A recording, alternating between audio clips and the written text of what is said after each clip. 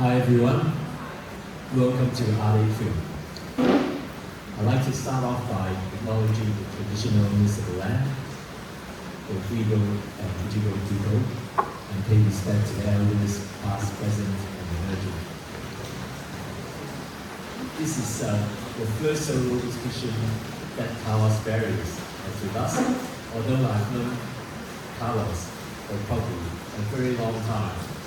And in fact, I remember years ago, probably going back about 15 years ago, we had an exhibition in Southern Highlands in Wombat Hall, and we had an exhibition of Max Miller, one of our artists, and Carlos was showing there at the same time.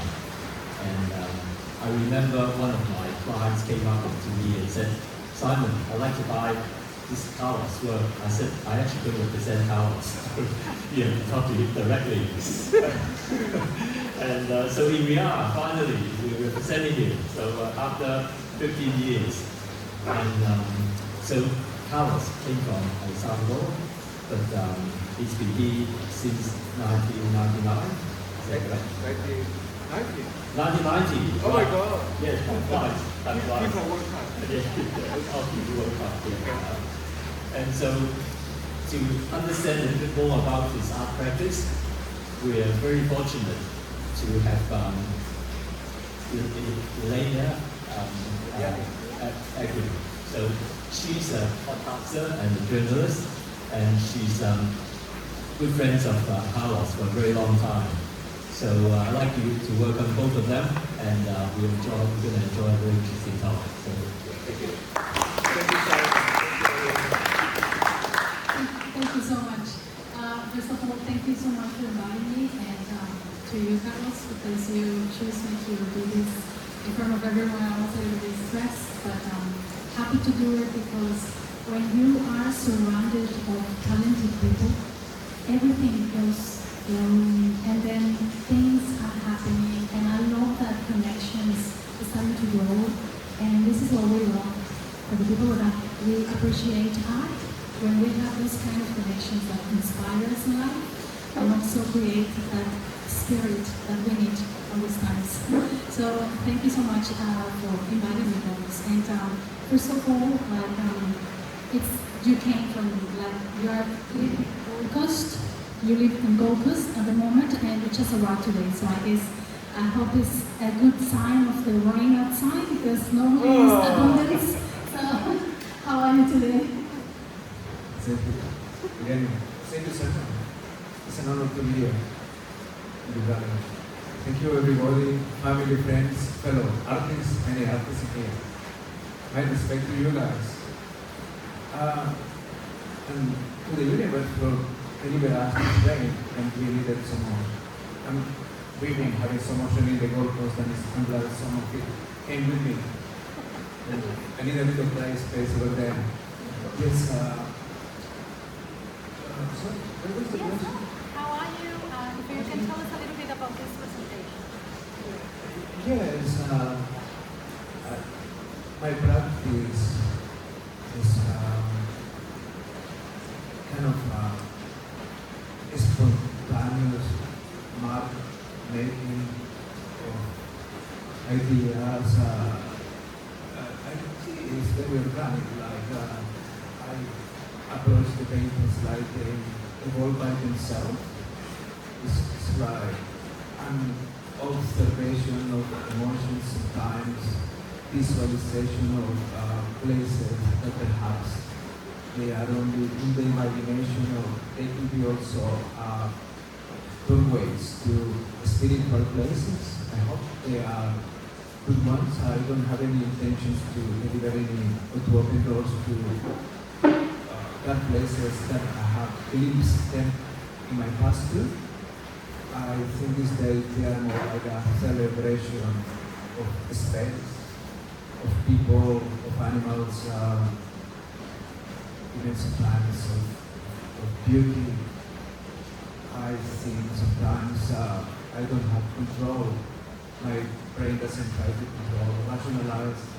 So sometimes some strange things can come, and I just let them be if I think they can be to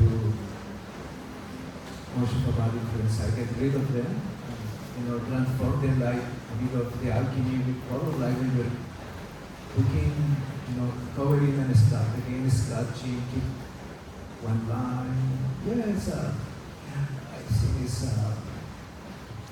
for me, this is a very healing practice. It keeps me entertained. These paintings, because they are no plan, they keep me curious. I just wonder what is going to come. What does that mean? Is that I'm going crazy, or I can see something that is happening. Sometimes this word they have became prophetic of things. I remember when I met Annika, I made a portrait of her. Annika is my wife.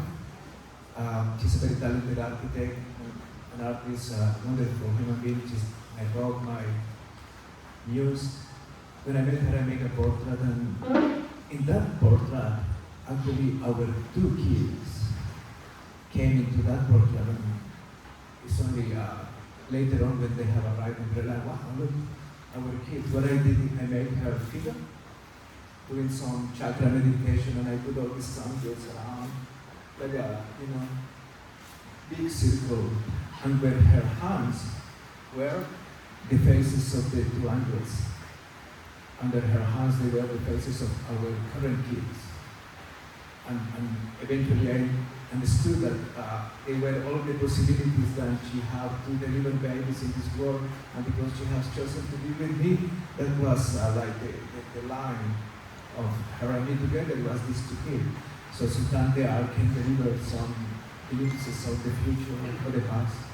And that's actually something that you mentioned before in an interview that I did with you, that you actually let the things just come to you, and then from that you start creating.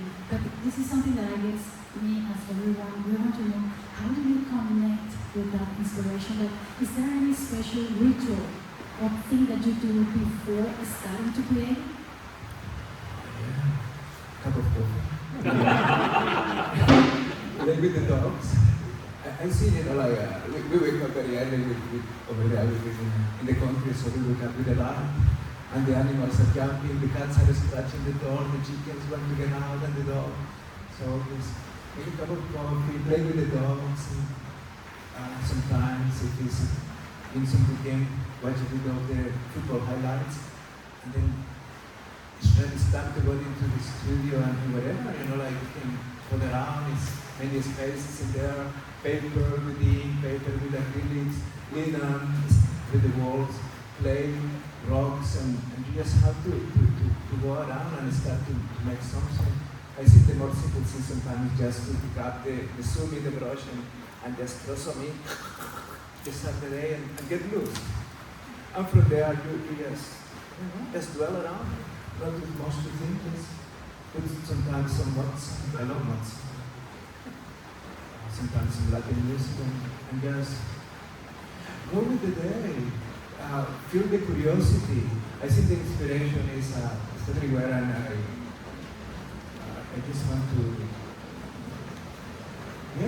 it's going to be doing something, I suppose. No ritual other than just do it. And do you keep by yourself, like somehow you keep that energy, like, because is there a special moment when you started creating, like you decided on Saturdays I can start painting, or you do it at certain times during the month, or is this any special practice that you do before this? Every day. Hola, no, hola, ¿cómo están? Yeah. I got some, the old Tibetan bowls outside the studio, and every time I pass in front of them, I go ding, ding, ding. They are Tibetan bells, and they sound very nice. Yeah, I like them. So you have a magical connection. Yeah, I think we are surrounded by magic. Sometimes it's very easy to. Sorry. Hola. Hello? Yeah. Can you hear? Yeah, so I think just to be alive is the magic connection to. And yes, it goes with the ups and downs too, like because we live in a roller coaster of emotions. We are Getting feed all the political scene. We have been civil wars and scene. I grew up in a country with civil war. However, my aunt never was interested in the politics. I'm more interested in the channeling of things that awake my curiosity. And yes, I think that when artists work, and I mean not just me, but everybody, we are helping with the collective energy of the planet to deliver some strong emotions, like when you throw the rock into the river, or into the lake. Sorry, not the river, because the river is very convulsed. But the lake is very still and the rock make waves. I see the process of creating, of loving, of dancing, produce certain energy that is beneficial for the planet, perhaps even for the whole universe, maybe as humanity. And in that aspect, talking about the culture, because you're coming from Salvador, so how strong is your connection with your roots, representing this on your art? They come and go. People like me, we are a bit of mongrels. We got European blood going a few hundred years. We've been mixed with the Native American Indians of our areas. And then I see myself more as a planetarian, Película, than a Salvadorian. Also, some of my relatives, they were from another country, so I spent a lot of time in El Salvador and then in the neighbor country. And my cousin, they used to kiss me, oh, you are from there, and the other, no, you are from there. And so, well, belong to both places and to no one, belong to the planet Earth.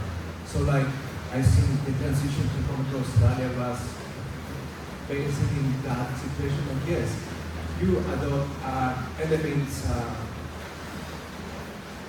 of beauty from the different cultures. Like, I love the art of the Mayans, the Olmecs, and then I come to Australia. I very much like the ancient art of the Aboriginal, the rock painting, and then I discovered some of the Australian artists too, my contemporaries, and some of them are in here. And I discovered the work of people that have been a great influence in my work, like the late John Olson or the great Ian Fairweather, people that they were trying to explore. Like in the case of the maestro, the late John Olson, I was very lucky to be his assistant for 8 years. So we spent a lot of time working in the studio together, his studio in the Southern Highlands. I was helping to produce live pieces, small pieces. And I will feel sometimes when we were working that a vortex will form above us. Not all the time, but when that happens, you are in a state what sometimes we can call almost a magical state of grace, when everything is possible. I experienced that in some of the ancient pyramids too, in Latin America, so I suppose I absorbed some of that elements of the ancient culture. I spent a lot of time in your country too. I got shot then. Still alive. The story for another time. But I see that we are like sponges. We absorb elements, everything they are inspiring, and we put in our library, and eventually they come out in the world later on without thinking too much. We got our collection of ideas and aesthetics and symbols from different cultures, and we go so. And from the times that you arrived to Australia, or even in your country, in Salvador, have you seen the changes on like how art has been expressing, or the ways that people are actually absorbing this? Have you noticed the changes in Australia since you arrived? Yeah, I have to say that Australian people they are very supportive of the arts, and they embrace it. Like they love the exotic experiences too. So I think I have feel very, very welcome. Like perhaps not completely part of the environment. I like my journey, experiments on the journey, but I think I'm very welcomed by the Australian institutions and the Australian public, and a lot I'm being very grateful to have been supported by a lot of people. I've been able, thanks to Australia, to be a full-time artist for the last 21 years, and it goes with the ups and downs, and I didn't change it, and yes, it has been a really great movie. I have seen the change into my work too, reaching some kind of, I don't know, same maturity, maybe another level. I feel like so much we have to offer and explore, and sometimes I feel limited by my own experiences. And I think that it can take it further, but the energy of this country and people have been very important in taking me to what I am now.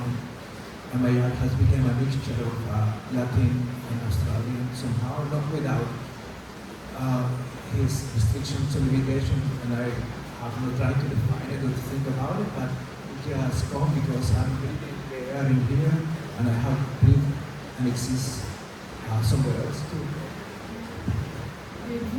So, Carlos, all this time that doing this, and of course attracting so many people who loves your work and follow you as an inspiration, what would you say to the new people, the new emergent artists who are looking to grow their career also here? How would you say that it's important when we create something? What's the most important for you? Don't despair. There is always light at the end of the tunnel, and yeah, just do it. You are not wrong. Just follow that. And eventually the universe provide. Jump. Don't despair. Spread the wings. I think we can always bounce back. Things happen. And if not, well, let's do that. I said, yeah, keep going. Because it's not, we will regret it. Is there any questions that everyone here present today wants to do?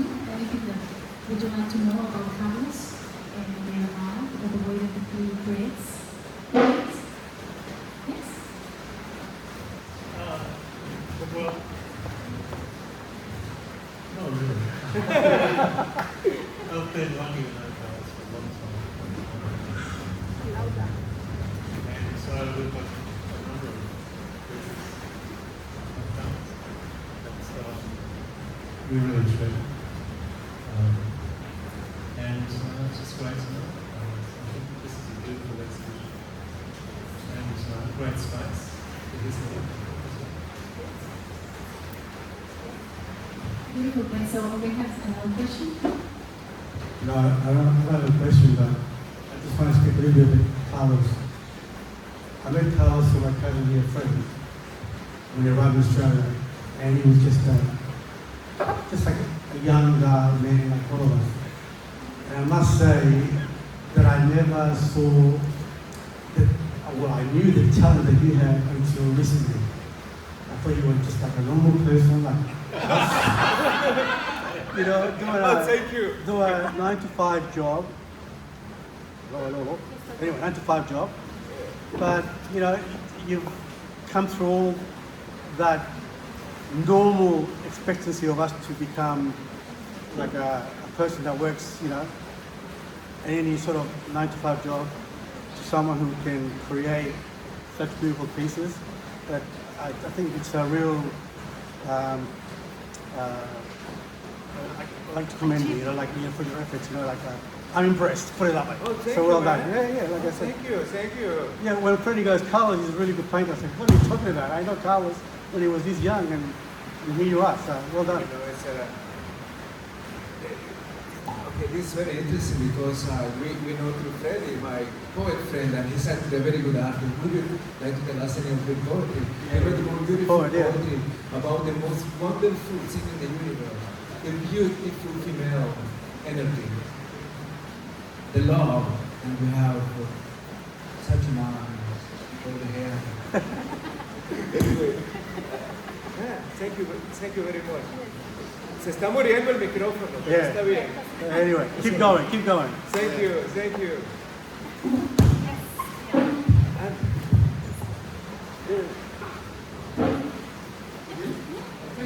Are there giraffes in El Salvador? What? Are there giraffes in El Salvador? Yeah. Because I think the figure on the far side of the painting behind you must have some reference. We go giraffe and we go naked women. The giraffe is in the zoo. They are not native. However, we have an extinction of animals, and around maybe over 12,000 years ago, a lot of the fauna from the area got extinct. They reckon Graham Hancock that was a big meteorite that came and destroyed. So we have the melting of the ice cap of the area. So a lot of we used to have horses in there, and a lot of tigers and things, and they disappeared. Beautiful. Mammoth, the hairy mammoth. Just the lady over there. Yes. I just wanted to know roughly how long it takes to create a piece like a baby giraffe. Is it a process of a couple of days, or is it weeks, or do you pre-plan and sketch and then create it and you just go straight to canvas? Wow, you got me with that one, because that piece I started a few years ago and I put it aside, Yeah. and then I found it again. It was, marinating. It was marinating for a while. So I think that piece I started 6 years ago, and then I just finished it this year because it wasn't all right. But then, something clicked and I said, okay, that's all right now. So that piece took me a long time, on and off. Others, Is it the same for this type of piece? no, this one, So it's by canvas? this one was in shorter time, a lot of shorter time. But I work in my studio is a bit like this space. So I have paintings all over the walls, and so I move between them all the time. Yes. So it's I couldn't say a few sessions they build up, and they cover up and they build up. What about the rocks? The rocks are the same? Like, you would take Yeah, with the rocks, what I do, I walk around the property and I pick up rocks, and then I drill them a hole with a diamond drill and put it, like heads in the stand. So I walk around and I let them be, and eventually they start to look like dogs or like people, and then you go and grab the tools and start to put that eye or that snout or the nose. And yeah, it's all very organic. I try to approach the rocks and the ceramics like the same way that the paintings, for them to start to, not to plan them, not to sketch, just for them to develop, to show them to me. Yeah, they show them to me, and then my work is just to see if I can give them that personality that I observe in them. Yeah. Yeah, the painting's with a thin surface. Is it just built up with paint, or is it putting what's in it? How do you build up the thick surface? For example, this one is very thick. Is it just paint, or is it? This actually, this is a beautiful handmade linen paper that got a lovely texture, and I work with the texture. And what I like it is it's quite challenging because you cannot have the control. You go one line, I want to go in a different way. So help me to develop new ideas. It's a handmade linen paper by a Spanish professor. Is it on canvas underneath, or what? Yes, as well. So it's very thick linen paper, Yeah. and then I stretch a canvas or a linen, and I put the acid-free glue, and I glue it there and keep walking, like some of these paintings. They have paintings behind too. Yeah. You turn them around, and it's where I walk to glue them, and then I paint on them too in the back. So it's just, it's a whole process kind of. what kind of materials do you normally use with all of them? For them, all charcoals, acrylic oils, house paint, anything that is around the studio. I collect material from art supplies and from the hardware shops. Yes, so it's And how do you decide the colors? I don't Is know. there something, or is just coming from? Yeah, I just walk around and I say, oh wow, maybe yellow. It's blue there. So, oh. Black is very good color, so I like black and white. I like how you start by talking about your work comes from being spontaneous.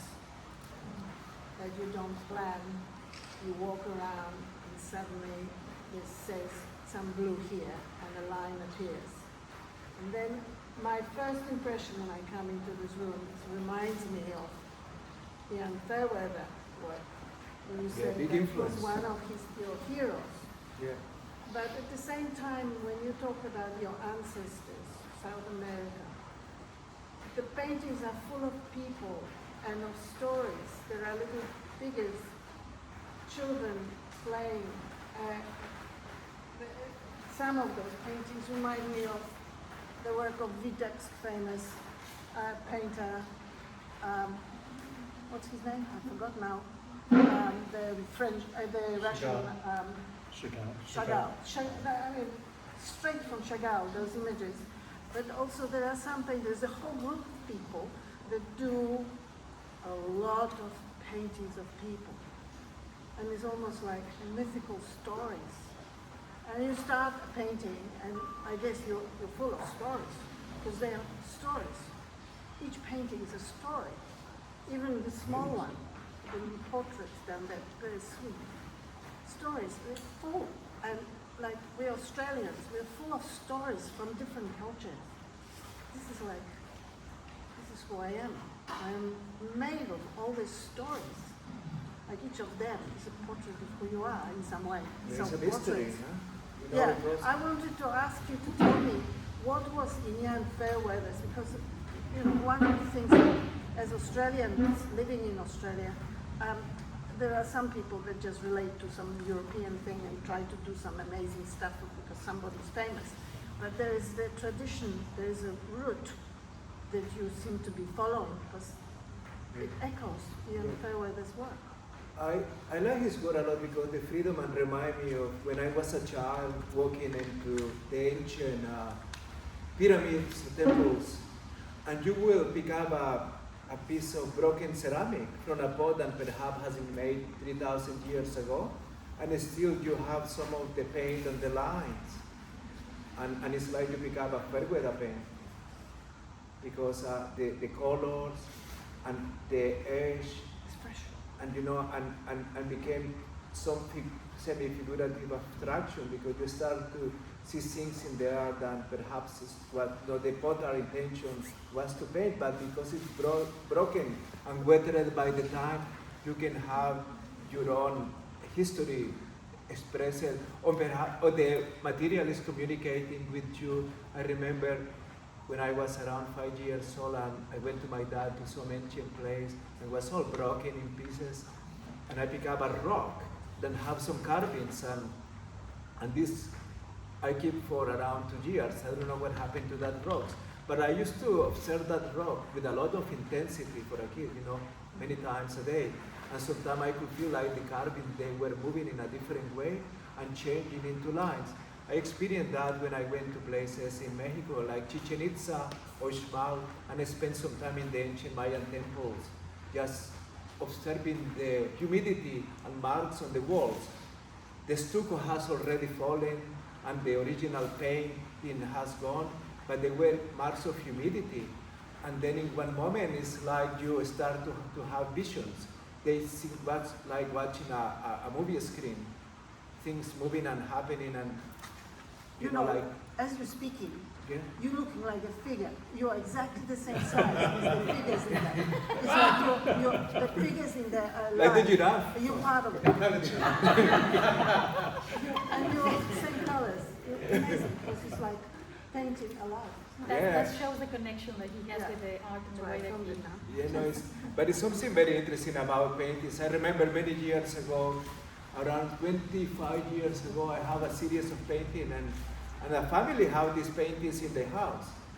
And then the children, they started to see figures coming out of the paintings, and they felt a bit scared. And I realized it was a big responsibility for the artist of what you're going to put into the paintings, because we don't know that connection, between the reality and what is out there. We are still learning about it. Yeah. So it's I know that was some no power that we can tap into, use it for good or bad, and it can affect people with sensitivities. So now you only put nice people in your paintings? No, they put themselves. The thing is, I get surprised because some of them perhaps they know nice, but then you have to put them a sword on the throat or something, you know, like. Also, you have to, this concept of good and evil that is being given to us by religions, and sometimes they've been very strict about what they want us to believe as a moral code for our society. I don't believe that is the right one. I think, you know, like you have to approach the universe as a whole scene, and I'm trying to learn. I think the painting, what is giving me is a curiosity to learn, because like I say, I don't have any idea what is going to come sometime, but I work with that. It's what is very entertaining every day in the studio. You know, have visitations. Is there any other question? I do have one question. Is it possible to say what comes first? Does the act of painting sort of generate the idea, or do you have something that you're working towards before you actually start working? So I'm thinking about the one behind you now. Is it the case that you need to start painting? Yes. To start developing. The matter making. It's funny, my old artist friend, they used to say, it's the Jackson Pollock moment when you just go nuts with colors and brushes, and then you sit back and you see what it's telling you. And then the painting starts to talk to you and show, oh look, it's a figure there, a dog, a mother and child. But the act of painting, because I suppose 2 meters by 2 meters wide surface can be a bit daunting, and the best way to approach it is not to conquering or taking charge, it's just connecting. Sometimes just touching it and connecting what is in here, what is this mean to happen in here, and when putting the marks sometimes, fast marks, abrupt marks, then things start to happen. So it's a very loving relation, love-hate relationship perhaps. Sometimes because you are attacking sometimes, you know, quite aggressively, you know, and then sometimes you are very softly playing. But in my case, the first act is the act of putting marks. And sometimes I would say that the energy of the word is already in that marks. And then all what I do after is to decorate that marks. But like in the other tradition, your tradition or the Japanese tradition, the artist get the big brush and the ink, brings the energy and then delivers the mark. And here we go, you know. Now we have a lot of the European tradition that you do the drawing and the marks and you cover them with colors and around. I think I move between the two traditions, the mark making and then to put certain elements later on. Is there any other question? No? Just for the last one. I know that you believe on that magical connection with, I don't know, the spirits or things that is not in what we see with our eyes. And as we are Latin Americans, we know that we believe more beyond death, that there's something, right?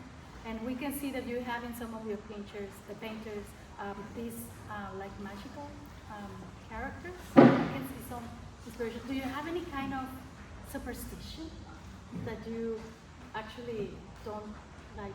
Is there something that we don't know about you and you do? Yeah, actually when I was a young person, I was hunted by creatures, by visions. And they spooked me a little bit, and one time when I was a teenager, I feel like I was taken into a situation, was in the middle of the Civil War, and I just could see all these, you know, colors and images, and suddenly was almost sacred experience that I could see around 10 figures.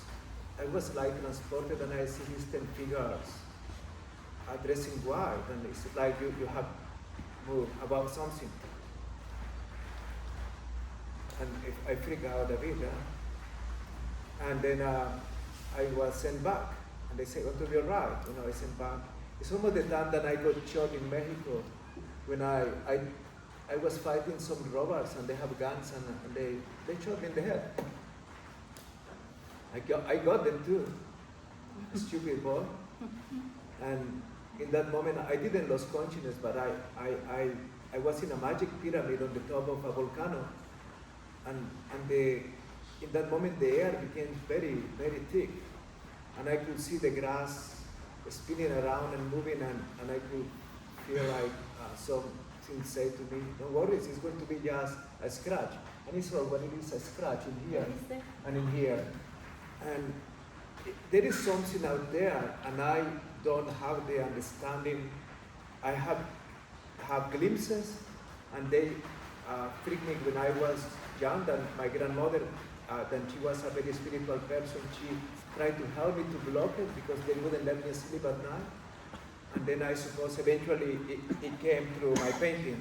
Maybe it was a big part of myself becoming an artist too. All these things that I don't know if they exist, to be honest, or just the sign of a sickness, mental sickness. No, I think know. it's something that we can see very clearly on your paint. So thank you so much. If that's everything, thank you so much, Simon, for Thank this you. talk. I'd like you all to put your hand together for Carlos and Thank you very much.